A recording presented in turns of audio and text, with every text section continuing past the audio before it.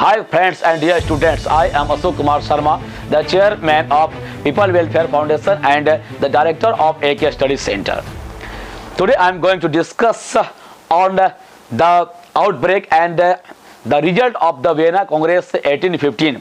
Vienna Congress 1815 जो Europe में इस प्रकार का जो ऐतिहासिक घटना घटा था, इसका महत्वपूर्ण परिवर्तन क्या हुआ था। तो वियना कांग्रेस 1815 जो यूरोप में हुआ था, इसका महत्वपूर्ण परिवर्तन यही हुआ कि हम लोग देखे हैं कि वियना कांग्रेस से पहले जो फ्रांस का आतंक यूरोप के अन्य देशों में था, तो यूरोप के कुछ मित्र राष्ट्रों ने मिलकर फ्रांस को इकट्ठा हराया था, जैसे ब्रिटेन, रूस, पर्सिया, ऑस्ट्रिया इत्यादि ने मिलकर बनाया था। उसके बाद वियना कांग्रेस का संधि किया गया। इसका मुख्य उद्देश्य यही था कि फ्रांस को घेरा जाए, ताकि भविष्य में इस प्रकार का आतंक फ्रांस कभी मचा नहीं सके यूरोप के धरती पर। और फिर से एक बार कंजर्वेटिव जो रूढ़िवादी का शासन था, उसको स्थापित किया गया। मसलन बुर्बो वंश को फिर से एक बार उसका शासन को स्थापित कर दिया गया, और बुर्बो वंश को शासन को स्थापित करने के साथ ही यूरोप के अन्य अन्य राज्यों में फिर से कंजर्वेटिव रूढ़िवादियों का शासन स्थापित किया गया। मसलन जो अब लिबरल लोग थे, उदारवादी लोग थे, उदारवादी, राष्ट्रवादी, लिबरल, नेशनलिस्ट, क्रांतिवादी विचारधाराओं से प्रेरित लोग थे, जो स्वतंत्रता, समानता,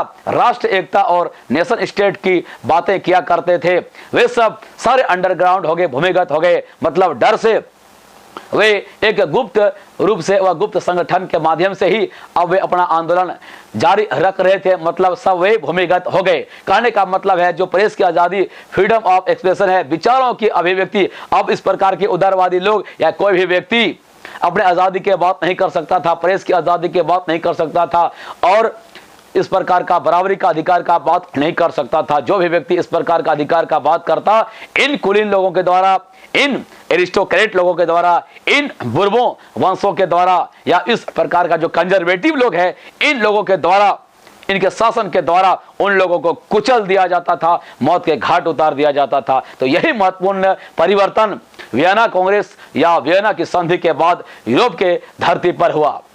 धन्यवाद। इस वीडियो में इतना ही। चैनल को सब्सक्राइब अवश्य करें अगर चैनल को सब्सक्राइब नहीं किए हैं, और इसका लिंक दूसरे स्टूडेंट अपने घर में भी विद्यार्थियों को भी भेजें, ताकि उन्हें भी इसका लाभ मिले। Thank you very much. I am Ashok Kumar Sharma, the chairman of people welfare foundation and the director of AK study centre. Thank you. जय हिंद।